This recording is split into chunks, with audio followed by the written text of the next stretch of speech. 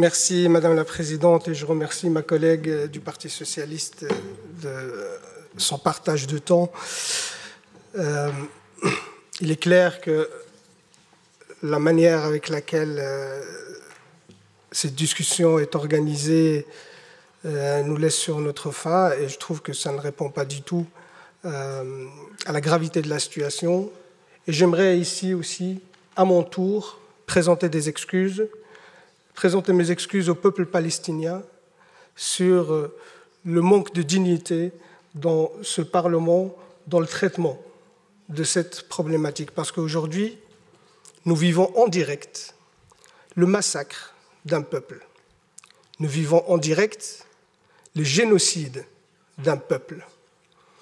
Et que dans notre pays, qui est un allié de l'État d'Israël, qu'il a toujours soutenu, aujourd'hui, même dans le cadre d'un génocide, même dans le cadre de crimes de guerre et de crimes contre l'humanité, et ce n'est pas des éléments que j'invente, c'est des propos qui ont été avancés par la Cour internationale de justice, la Cour pénale internationale même le procureur a demandé même qu'il y ait un mandat d'arrêt contre Benyamin Netanyahou, le Premier ministre du gouvernement d'extrême droite en Israël.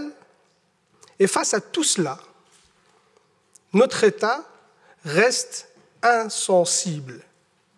Zéro sanction contre l'État génocidaire. Et oui, je le dirai, et je le répéterai, et je le dirai autant de fois que je pourrai, l'État génocidaire. Parce que c'est exactement à cela qu'on est confronté aujourd'hui. Et je vous ai entendu, Madame l'ambassadrice, mais quel culot de venir ici et de défendre ce que votre armée coloniale est en train de faire au peuple palestinien et au peuple libanais. Quel culot de venir justifier vos crimes de guerre et vos crimes contre l'humanité. Où est passée votre humanité, Madame l'ambassadrice, pour venir ici justifier ces atrocités? Parce que vous avez montré des vidéos, vous avez vu ça? C'était au camp de réfugiés de Jabalia. Ce jeune homme qui est ici, ce n'est pas un terroriste, il est brûlé vif ici, parce que votre armée a bombardé un camp de réfugiés. Ici, c'est le bombardement d'un hôpital avec des victimes civiles. Votre armée a tué en quelques mois autant d'enfants que sur les 4 dernières années dans tout conflit confondu par le monde. Et ça, vous venez le justifier. Est-ce que quand vous tirez sur des enfants, quand vous tuez des enfants, des femmes, est-ce que c'est ceux-là qui vous terrorisent aujourd'hui? C'est ceux-là que vous appelez des terroristes et que vous luttez contre? Quand vous bombardez le peuple libanais par du phosphore qui est interdit par le droit international, c'est pour lutter contre le terrorisme. Quand vos soldats, qu'on considère, que vous dites que c'est l'armée la plus morale du monde, quand vos soldats exhibent les vêtements des femmes assassinées et qui font des vidéos de divertissement sur TikTok, quand ces mêmes soldats posent avec leur butin de guerre fièrement et qu'ils sont fiers de tuer des enfants et des femmes, et c'est eux qui le disent, dans des vidéos TikTok, dans des comptes Twitter, ça c'est votre armée la plus morale. Et oui, monsieur de Macht, moi je ne me rabaisserai pas à vos insultes sur l'éducation, ainsi de suite, je vous laisse ces bassesses pour vous. Mais par contre, oui, moi je prends parti dans ce conflit. Je prends parti pour les opprimés. Je prends parti pour le peuple palestinien.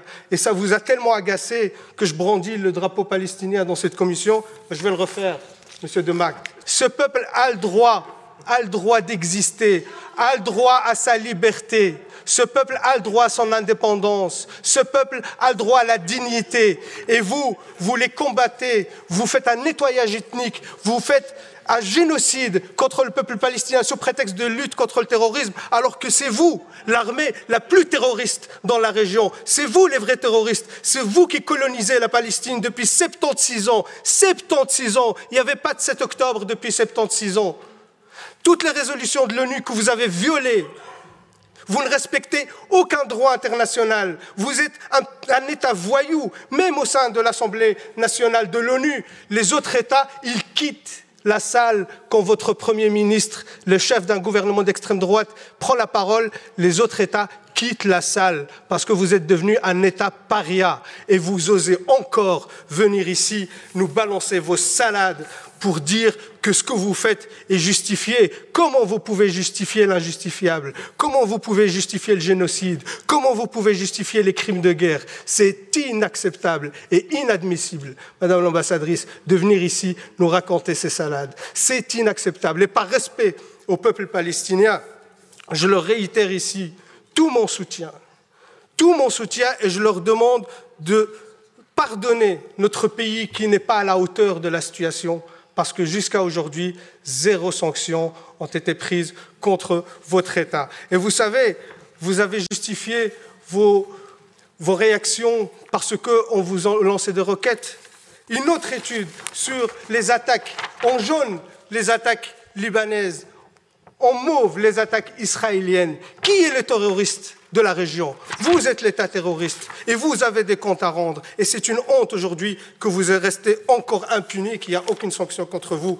Je termine par là, Madame la Présidente, même s'il y a beaucoup de choses à dire, mais on est limité par le temps, mais je pense que l'essentiel a été dit. Et surtout, ce qui est encore honteux, qu'il y a encore des porte-voix, des porte-paroles dans ce Parlement qui